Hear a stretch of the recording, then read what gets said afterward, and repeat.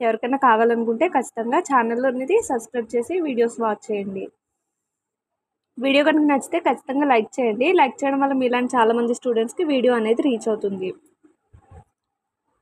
51st bit చూద్దాం. భారతదేశంలో east India company వ్యాపార మరియు ఇతర వ్యవహారాలు నిర్వహించినప్పుడు చేసినటువంటి చట్టాలను ఏమని పిలిచేవారు?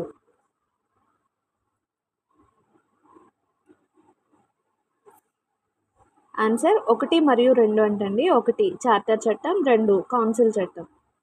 నెక్స్ట్, ఈ క్రింది వాటిని జతపరచండి. Committee, chairman.